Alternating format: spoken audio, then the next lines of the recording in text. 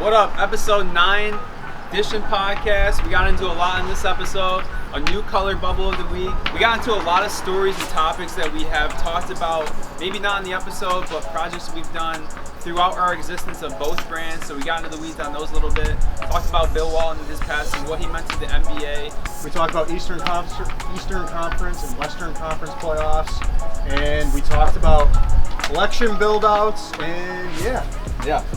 Episode 9. Let's go. Episode 9.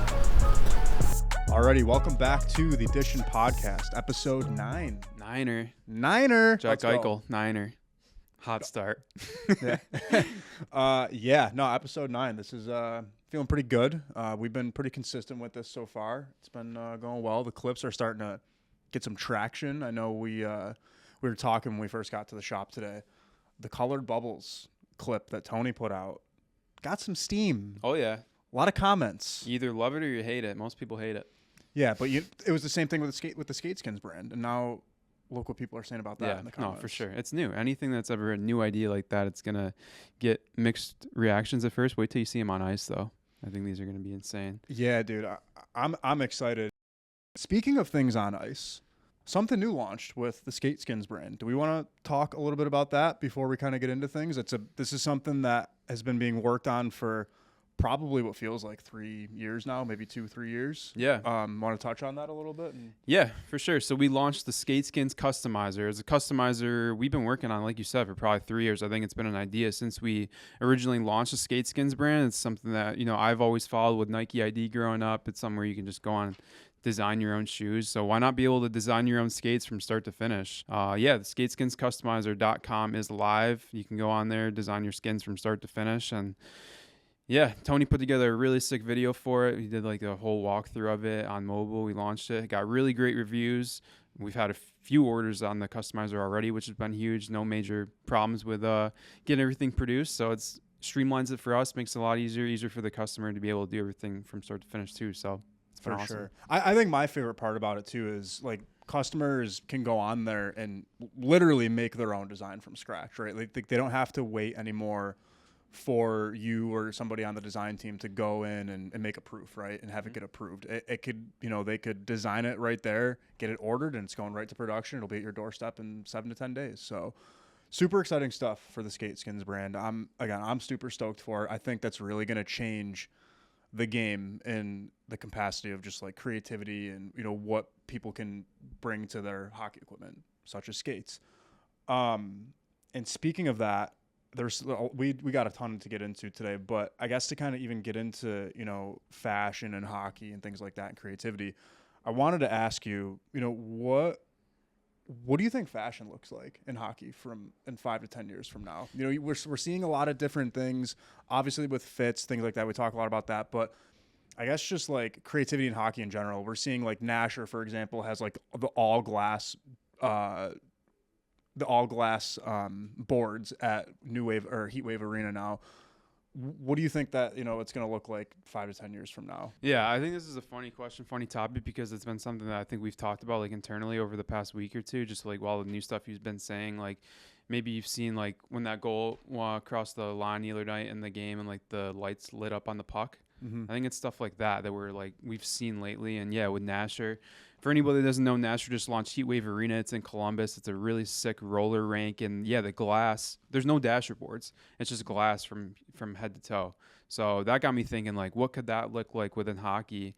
Obviously, I think there's a lot that goes into it as far as like how the puck would bounce off the boards and safety and all those things too. But yeah, I think there's just been a lot of internal conversation and new ideas that have been inputted into hockey that makes you think about where it could be in 5 to 10 years. And I think we're starting to see a little bit of it now with those new changes. But yeah, I mean, we're so early. It'll be cool to like look back on this episode in like 10 years and see what is different about hockey, because I think it could potentially be everything from uniforms, how they look. I think helmets are going to be a huge thing within all sports, especially in football, more sooner than later, that are going to like change what the game looks like. And yeah, we're already seeing like digital LED dasher boards, which more teams are starting to do that. Columbus actually has one like in the actual arena in Nationwide where they can change that on the fly. So yeah, I mean, we could have a whole episode about this, but I think those are just some things that I've seen And I'm sure you've seen it like different arenas you've been to and stuff too. So yeah, for sure. The thing that really interests me too about Nasher's rink is like, you know, if you're a spectator and you're watching a game from the corner, because I think a lot of where the glass is, it's like a full board. I'm pretty sure that's like mostly in the corner. So like if a guy misses the net, like how are fans and spectators reacting to that? Like, are they gonna like that? Is it gonna be something that might take getting used to? Like, I don't know. Like I remember being a kid and you know getting glass seats, and I remember I used to get so scared anytime a puck or you know, like someone gets hit along the glass. Even like when I shoot warm-ups for NHL stuff, like I kind of get like sometimes like the ricochets off the glass kind of wake me up a little bit. They kind of scare me. Like there's been times where I've gotten shook a little bit from that. So I'm curious to like to see like how fans are going to react to that. Well, dude, it's good you bring that up, being like kind of like skittish on the glass a little bit, because imagine going to a game and there's no dasher. It's just glass from head to toe. That'd be insane. And that would change everything for like a courtside fit, an ice level fit to a game. Imagine we're already starting to see some teams tap into like bringing you've shot a little of this with BR of like celebrities coming to ringside and like they film them, mic them up on the glass. Imagine that, but there's no dashboard. You can just see everything. Oh my god, dude. That'd be insane. Because like the feet are moving and things like that and they're jumping, but even going back to the no dasher boards, like I know we like a lot of like ad space goes on those dasher boards. Like, what is that going to look like? Are they just like, are we still going to see ads on that, and it's just going to be like see through, or like how like what's going to happen there? Like, is it going to piss people off who are paying for sponsorship and things like that on dasher boards? Or like, what is that? How do you approach that? I think technology. I'm gonna get really into the weeds on this, but I think technology is gonna really change. Like technology is changing more now than it ever has before. It's just like so progressive now. I think in cars, dude, on your windshield, you're gonna have like a GPS map where like your map is on your dasher now, but I think it's gonna be infused into your windshield. So I could see that technology potentially being infused into like an all glass dasher board. That would be sick. Like I think they're gonna be able to probably have the broadcast where like they'll always have dashboard ads. I think that's just always gonna be a thing as a part of hockey, which is I think is sick. But I think there's a way that they can make those like LED glass where maybe they show up on the broadcast. Maybe they can like toggle between like showing the gameplay. So yeah, I mean it's crazy. It's hard to think about what technology. This is a hard conversation because we don't know. Like it's stuff like back when the cavemen didn't have the wheel, they were like, imagine if I could get this boulder down the mountain without pushing it.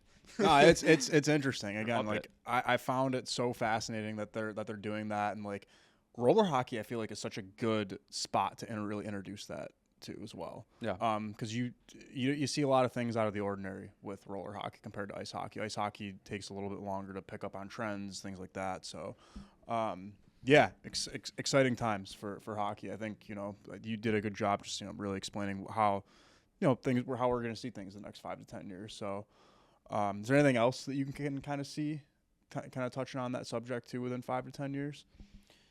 I think we touched on a lot of it. I think the Nasher one was sick, and I think for maybe you're listening to this, and yeah, maybe it's hard to visualize, but I think you're able to see things within the game right now that you've never seen before, and it's relevant within topics of the actual gameplay too. Like we saw the puck light up. We didn't really talk about that too much, but that was like an infrared light, like in the actual puck where it crosses the goal line and it lights up. Did you guys see that too? Yeah, that was sick. So or even like in content too. Yeah, my brain. I feel like I think about hockey in a way that not many people do. Like sometimes I'll watch a game, dude, and I feel like I can like turn all the players off on the ice and just watch the puck. And imagine that if you were to like watch a hockey game and you only watched the puck and you didn't know where the players were, and you can just like follow the movement of it. And I think that's what they're starting to do with like the puck tracking and stuff, and that goes into betting and how they're like just tracking more data than ever before. So that's a huge part of it. Technology is like data tracking within hockey, which has been cool. Not a big stats guy, but a lot of people follow the stats of what that looks like, and I'm starting to learn more about it. So I think it's all connected. It's all within like the trends of hockey and where it's going. So exciting. For sure. And I think stuff like that too will help the fans and like people understand or see the sport differently, or maybe like people who aren't interested in hockey interested in watching it. Like we're seeing a huge shift now, like with the WNBA, like people are tuning into that now because of Caitlin Clark, which has been sick. Like I'm honestly not, I never really followed like women's basketball. Like I've watched like March Madness and stuff like that just because of the Caitlin Clark stuff. And it's just, it's cool to see. Well, yeah, we were talking about it before, and like you weren't like a huge basketball guy. You are now, like not huge, but like you follow the game more. And like we were talking about Bill Walton, and you saw that Yep. Bill Walton passed away. You didn't really know him for his playing career, but you knew him as a color commentator. And yeah, I'd be interested to hear if you know anything about him. If you don't, because I'd like to share a little bit about what I know and just like my experience, because I think a lot of it relates to hockey and like what he did for the NBA. For sure, yeah. And for those that are watching that maybe don't know who he was or aren't familiar with him, like maybe kind of give us like a brief little overview and what you know your what impact he's maybe had on you and your creative mind and things like that, and what he's also had on just like the game of basketball in itself too. Yeah, Big Walton was the ultimate big man. And he was just like, if you didn't know about him, if you don't follow basketball, he was the most lovable character I think a lot of people will ever get to know. Not only because he was on the broadcast, he overcame a stuttering problem. He just like, he was born in the era of the NBA where it was just like so old school and traditional. And he was like a hippie dude. He was like, he just brought this different persona to the game that I don't think anybody at their time had ever done before. And for him, like he was just authentically true to who he was. Like if you knew him, if you followed him in interviews and stuff, he was just the most honest, like lovable character that you would ever meet. And aside from the stuff with like the Grateful Dead, he was a deadhead. Like me and Derek were talking about that too, and just how he was just so interested in things outside basketball, but also was just like able to bring those and infuse them into the sport. And I think that's just like such an admirable trait and personality that he brought. So. Yeah, I would encourage anybody that doesn't know much about Bill Walton to maybe go look and read a little bit about his career, because he did so much for the game and everything, like I said, that he brought outside of basketball into the sport has been sick. You mentioned a documentary series too. To watch. Where can people find that? It's a 30 for 30 on ESPN. I only watched one of them. Benny said there were 4. So I shit. think he's seen them all. He knows a lot about Bill Walton too and like his impact on basketball. So well, I know what I'm doing tonight. Dude, well, yeah. I watched the one with John Wooden, who was his UCLA coach, and he had this thing called the Pyramid of Success, and it was a pyramid of like it was probably like 15 different like words and traits on there. And Bill Walton like had all this stuff, all these like pyramids like within his house. I think he has 3 or 4 kids. And his kids would say that he used to like put like little notes in his their lunchbox when they go to school. And I don't know, that kind of that was just funny to me. I think it like my parents and my dad did that too. Like he would like write notes and put on my skate and stuff. And like a couple of the notes that Bill Walton would write, it was like shit that would just make you think about it throughout the day. Yeah, just chew on it. And he would write something to be like, "Be quick but don't hurry." So yeah, so it's not like cheesy stuff where it's like, oh, honey, I love you. Hope you have an amazing day type thing. Like that's cool. Yeah. Be quick, but don't hurry. Failing to prepare is preparing to fail. Like stuff you've all heard of before. That's cool. Like, yeah. So Bill Walton, yeah, rest in peace. He was an iconic character and someone that I would encourage you guys, if you don't know much about him, go look him up. You're wearing a Dennis Rodman shirt. That's fitting. Yep. Yeah, very fitting for that conversation for sure. So I kind of wanted to get into some other things here, because obviously we're in the process of a few big collabs this year.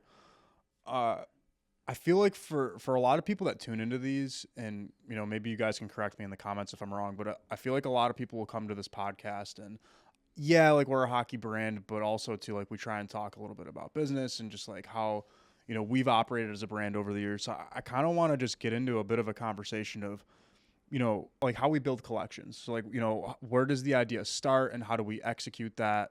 Where does the concept start to where, like, how do you get it across the finish line type thing? And, we have like different things of like, obviously design, manufacturing, you're dealing with suppliers, Derek and I, Tony, and like the rest of the media team, like we're handling like more like marketing stuff. So I want to have a conversation about that, 'cause I feel like that could bring a lot of value to people who might want to start a brand or already, in one, and they just, they need some inspiration and how to move forward with dropping a collection. So yeah, for sure. It's a good point. Yeah, and you bring that up too. Like I think we can do more of this on the pod, and people that are watching this, let us know if you like this. I think it's stuff that we can bring like value business wise and like portray it into our brand too. So I mean, I think I would start with what we did yesterday, like going into be able to, so we have a collab coming out this fall. I don't think it's a secret. It's with New Era, which is going to be huge because we've talked about a little bit about this on 5950 Day. And, yesterday we went and designed every hat from start to finish. So I think, yeah, if we're going to talk about like what our business model looks like, of how we like build out a collection, Mm-hmm. I think it always starts with that. It always starts with design. It's always going to start about, what tone do you want to set?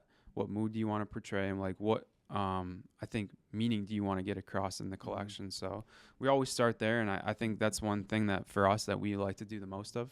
It's just like brainstorm and develop and idealize and like go through all these things, like build concepts and stuff. So yeah, we did that yesterday. And then from there, it's like, working on production of getting everything made, like dealing with all the suppliers and everything. We talked a little bit about that in the Blackhawks job of just like managing everything and producing items overseas that, we have never made before. Jumbo prints, thick collars with our own size tags, embroidery and stuff too. So from there, and then a huge piece of it is the content, right? So like being able to schedule that out and plan it, and I think it always has to tie back into the same story of what mood do you want to get across, and what do you want your point of emphasis to be. So it's all interconnected, and you can talk about the content more than anybody else, but yeah, I mean it's all got to be like for a common goal. For sure. I had a question for you too. Just like, I know obviously like, we've worked together for several years now, but like, and I don't even think I've ever asked you this, but like when you go, like when we get approached, right? And maybe you get an email or I get an email and I, dish it off to you to be like, hey, we got someone interested in a collab. What are some questions that you're asking people? So like, I don't want to use, maybe we could use Chicago or maybe New Era, for example. Are there questions you're asking the client or the person that wants to collab with us that is going to help fuel your design process and your creative process in order to get us from idea, design to content to rollout? I know I kind of hit you with a lot there, but every project we do has to have a goal in mind. It has to be something that we're trying to achieve. And I think with what we've been able to achieve with recent NHL clubs has been us trying to solve a problem that they have. I mean, for us working with Chicago, wanting to incorporate hockey hype into the Blackhawks organization.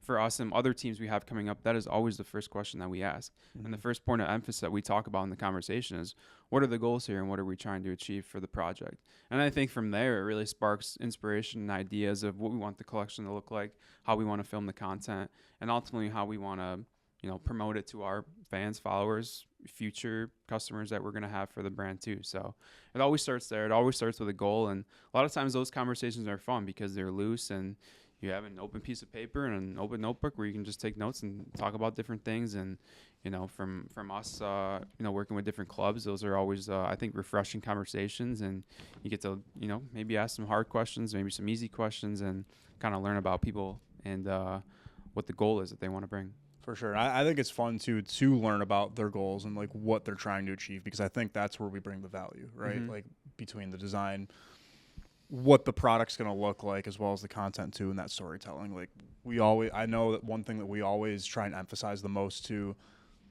people that approach us for collabs is like the storytelling is so key, and it's important that, if you're coming to us, that we really, take the reins on that. We take responsibility for a lot of that storytelling, because that is super important, and we have all the tools in-house that we can produce that, right? Like we don't need to really outsource too many things, and we don't need to lean on other organizations to produce that content to get it out there to the public. So yeah, it's fun to build out collections. I remember like when we were doing 5 years ago, when we were just building out like real small drops, like during like doing seasonal stuff, and like that was always just fun to create hype around it, and just like do like pop-ups and things like that. Obviously we're moving more into higher scale productions and things like that, between both manufacturing, supply management, and content production and fulfillment. So yeah, I don't know, it's been cool to really be a part of.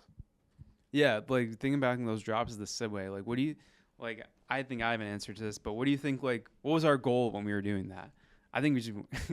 I want to see what you have to say. The goal. So, remember when I went to Canada and I went to the Vayner conference, or Haste and Hustle? I think it's our oldest YouTube video. Yeah, it's probably our oldest YouTube video. But I got to ask Gary Vee a question. Tony, I don't even know if you know this, but I don't know how I managed to get up in the Q&A with Gary Vee, but remember like being in line for it, and I actually got to ask him a question. I like hit up Matt and I was like, "Yo, I'm about to ask Gary a question. Like, what do you think I should ask him?" And he's like I think you said something about like how to increase like conversion rates, and I think at the time, this was probably like 5 or 6 years ago. At the time, we were trying to do that with the Shopify account, and we were trying to figure out how we can do that. And Gary answered the question. Maybe we can run the clip. Okay, one from this side of the room here. Gary V, this is crazy. I'm up here for my birthday right now, and I did birthday, not think bro. I was going to be, thank you, man. I did not think I was going to be here talking to you right now. 21st birthday? No, 23. It's actually on Thursday. Thanks. And thank you to all the Gen Solos out here, too, for kind of, Nick, Gabriella. But I just wanted to ask you a quick question. So I just partnered up with my buddy. We're doing a hockey apparel company called DISHIN Hockey. We're based out of Buffalo, New York. Okay. My question to you is, so we're big on for online shopping right now. Of course. My question for you is, how can we increase our conversion rate? Well, have better product. Okay. I mean, that's, a lot of people don't think about that, right? Because they only think about, conversion rate has a lot to do with what's happening once they're there. Right. Right? So either your landing page, your UI, your UX, the copy, the images are not grabbing people, right? The other way you can do it is by building brand, right? So there's sales and brand, but these get into the finite details. I would scrutinize very heavily the shopping cart experience, where the drop-off is. This is all math, like where the buttons are. Have you A/B tested the color of the add to cart button? A lot of technical stuff. And then comma, are you building brand? Because people convert better when they trust or feel emotion. So if they've heard of you on Instagram or on a podcast or things of that nature, they'll feel more confidence once they get to that moment of truth. So it's about black and white technical nuances of a website, mobile optimization, things of that nature. And number two, really, are you establishing a brand that becomes trusted or loved? There's a lot of people here that are great at math. They believe only in analytics and quant, and it gets them to a certain place because it's an absolute strength. But it's also the same reason they tap out, because the math always plays out. If math was the variable, the game would be over by now. The art matters so incredible. And so for me, I intuitively understand the art quite well, and I surround myself with the biggest fucking nerds I can find on the math. Those are the two variables you have. Okay. And just one more question. Go fast. Can I give you my business card? Sure. And if you want to But I look will at our lose social it. media I won't platforms? look at it that way. What's that? I will definitely throw out your business card at the airport. Okay, that's fine. But you can tweet me and be like, I'm the 23-year-old birthday boy who's got the website, and that gives you a 13% chance I'll look at it. Excellent. Thank you, Gary. But I asked him, how can we increase conversion rates for our brand DISHIN? And basically, one of the things that he said, there's a lot of like math, copy, and things like that you can do, but there's also something you could do, and it was building brand. And that was like one thing that stuck to me, because I'm like, well, I'm not really like good with like numbers and things like that, but like I understand like how to build community. Mm-hmm. So it's like, how do we take like what Gary told us and like apply it to the brand? And I think like that from like that moment on, it like really helped us with like future drops, and me personally just like trying to like bring what I can to the table when we were doing those drops. And I think like our goal, I think, was really just to get people wearing the merch, people to get excited about it. But also like at the time, it was also a time where, Buffalo, like hockey in Buffalo was starting to spark a little bit. Rasmus has just gotten drafted here. So, there was a lot of buzz around the city. So I think at first we were trying to, stay true to local, and then we just kind of grew a bigger following outside of Buffalo. And I think that all the things that we were doing during those times at the Sidway led us into what we're doing today, because we started grassroots, started small, and then slowly kind of scaled up organically to where we're at now. Organic, the word of the day. Yep. So yeah, kind of moving on here. We got a cool show and tell. We have two things for show and tell, but before we get to the colored bubbles, 'cause I know Matt said we were going to try and bring a different bubble every week, we want to show you guys something that I didn't even know was a thing, but blind hockey. This is the blind hockey puck. I had no idea that this was even a thing up until 2 years ago when we went to the Carnegie Initiative and went to a blind hockey game.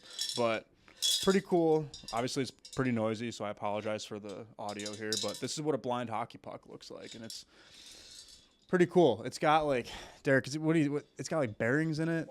ball bearings inside this thing. It's like a metal big hockey puck is what it is. Yeah. Luca, Joe, Blind Hockey. You got to go check it out if you've never seen it before. They are unbelievable. Great people, too. Like, we've worked with them on a couple different things from DISHIN and Skins side of things. But, yeah, and we went to a game when we were up there, Maple Leaf Gardens. What was that, a couple years ago? Mm-hmm. Yeah, so, yeah. We want to bring this on, show it for show and tell, because this is just, like, a sick piece, and not many people have one of these, so I think it's pretty cool. Game used, also.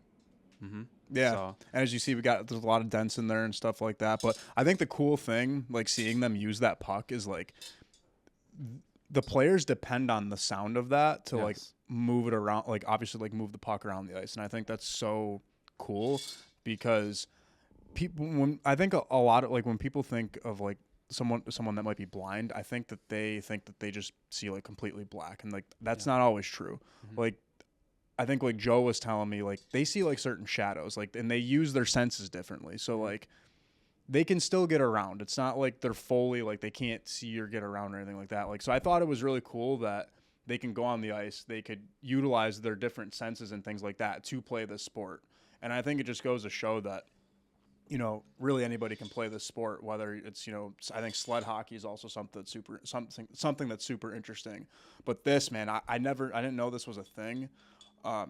And yeah, it's pretty incredible what some of these players can do, and they're talented skaters. Dude, too. Yeah, Man. Joe goes bar all the time. There. He's nasty. Yeah, I know. It's wild to think. Like, yeah, I mean, you can overcome anything. Really, it's pretty wild. Yeah, when you got to see a game, it was sick. And yeah, those guys, they just have an unbelievable way. Like when you love the game that much, I think you'll do anything to play it. And those guys are a great example of that.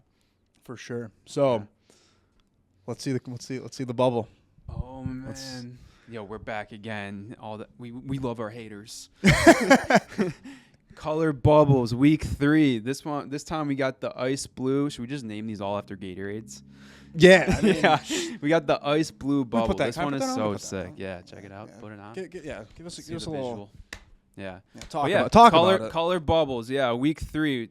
Cabo's about to throw on the blue one. So, again, we told you guys, we already showed you the chrome one. We showed you the stealth one. We also have overlays if you have a bubble already and you don't want to buy a chrome or a stealth one. So, yeah, if you have a bubble, we're going to be creating templates in the shape of the bubbles for different brands that you have, different sizes, youth. I think there's only 2 sizes of bubbles, but junior and adult, which would be sick too. So, yeah, these are going to be available very soon. Super pumped about this new brand that we're launching called Color Bubbles. Again, going to be available this summer, and you look great as usual. I like this one because again, we're like it's pretty bright in here. Mm-hmm. Kind of brings down things a little bit. I remember when you threw this on my bubble for the first time, and I was like contemplating for like the longest time. I'm like, oh, I don't know if I'm gonna wear this on. I'm gonna wear it on the ice, and then we get to the rink, and I'm like, I don't know, because like all the boys are looking at me at the room like I have 3 heads, and I'm like, dude, like this is kind of sick, and they're like, oh, I don't know, you might get chirped, and like I was just honestly being a little soft. I ended up taking it off. So yeah, well, what's cool is that you could take it off and reuse it. It's sticky still. But yeah, man, colored bubbles. This is cool. I mean, yeah. The comments have been crazy on these, bro. Like, there's our thumbnail right there with his arm up. Yeah. Week 3. 3 for 3 Cabo wearing the bubble during the thumbnail. Yeah, people are just so like, nah, let's not make hockey cool. Like, no, that's not traditional. We're not doing that. Let me see it. No way, man. Nope. But we gotta do things to infuse the game and just change it a little bit. Change the way you see it. And like, dude, imagine if you're playing for like a blue team and that's like that matches your jersey. And you have a pair of SkateSkins on that you customized on the SkateSkins Customizer. The amount of kids that have hit me up already and that want samples, we got to get some out next week to kids. Like, yeah. I could see this as a product that's infused into college. Like, I think 90% of college players wear bubbles anyway, and they're all dripped out. Like, they all have custom pants. I played with a kid last night that played at Mercyhurst. He had all green and blue stuff. It was sick, and we were talking about this, and he said he'd be someone that would wear one, try one out. So I think it would just complement a look. Like bring the full uniform together. It's something that's different. It's like modeled off different color Oakley visors and stuff. I think what's nice about this one is it's transparent. You can see through it. Yep. It has the same visibility that you have on your regular visor, except it just has it tinted. It's just a different color. Yeah, Where else can that's- you get a colored bubble that is tinted? You can't get it anywhere except colored bubbles. Yeah. Looks sick. You look good, dude. The flow's coming out of that bucket too a little bit. Let's go. It's fire. Fall pick. But yeah. Anything else? I feel like we got through a lot today. Tony's got a list of clips for everybody to tune in, for those that maybe don't get through the whole podcast that just want to watch the clips. But yeah, actually one more thing. I don't want to talk too much about it yet. Or I don't want to spend too much time on it, but Eastern Conference Finals updates. Panthers just went up 3-2 in the series. You said Panthers are winning that. I said Rangers were going to win that, but now I have a feeling the Panthers are going to pull it off in 6. I don't know. They looked pretty good last night. They just can't be stopped. They're just like the grittiest playoff team of all time. Yeah. Yeah. And yeah, that's been a fun series. I mean, it probably will go 7 really, realistically, but I think the Panthers win it. For sure. And I can't remember. I can't remember who I said last week, Dallas or Oilers, to be honest. But I think it changes every week, though. Honestly, it does. Well, that series, if for people that paid attention to it, it's just so unpredictable. And I think Gretzky actually said on the TNT broadcast that it's so unpredictable. So I would agree with that. It's, I went to, I think it was game 2 in Dallas, and I really thought Edmonton was going to come out firing, and it just, yeah, couple bad bounces. And I think what's cool when you get down to this time of year, like, you have 4 teams left and you start looking at scenarios of what if this team plays this team. I think like seeing, and we're seeing this, I've watched this in the NBA too, is like it's going to be Boston and it's going to be Jason Tatum or it's going to be Luka. And one of those guys has never won a chip and they're going to win it. So I think it'd be cool to see Oilers and Panthers go and see McDavid and Rhino. One of those guys is going to win the cup. So I started looking at different scenarios like that and see like who I would want to win. I think viewership too. I feel like obviously like the Panthers went last year, but I could also see viewership, like people really tuning into Edmonton versus New York. Mm-hmm. I think that would be a good one. I feel like Gretzky on both those teams. How too. many Stanley Cup Finals have those two played in their career? I don't even know the numbers on that, but that just seems like a lot of those teams. Messier and Gretzky. Yeah. You know what I honestly don't want to see is a Dallas Panthers. It's just I don't know. Panthers, yeah. I mean, I'm just over Dallas. They don't interest me at all. No. I mean, their fan base is crazy, dude. Yeah, they're fun to watch. You went to that game. I watched that whole game. Bro. Yeah. Dallas, stars. Dallas, stars. Yeah, crazy. Day in the life, 716 Nick, episode 3 coming soon. Yeah. Which I had a crazy travel experience. But we should do a whole epi on that. Kevin was on the bench for y'all that don't know. Yeah. Oh, for the Rangers? Yeah. Yeah, that was cool. Yeah, 716 Nick on YouTube. But yeah, that's pretty much all I had. Also, if there's anything you have, we're hosting a bubble hockey tournament July 13th. Super Checks, 166 Chandler Street, downtown Buffalo. It's gonna be on July 13th. We don't know what the times are yet, but be there or be square. We just announced the video last week. Derek crushed that video. We got more on the way. A lot more details. A lot of people hit us up asking when tickets are going to be available. They'll be available very soon.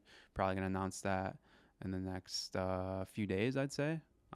So be tuned on the lookout on the DISHIN socials for when those dates are announcing. But save the date, July 13th.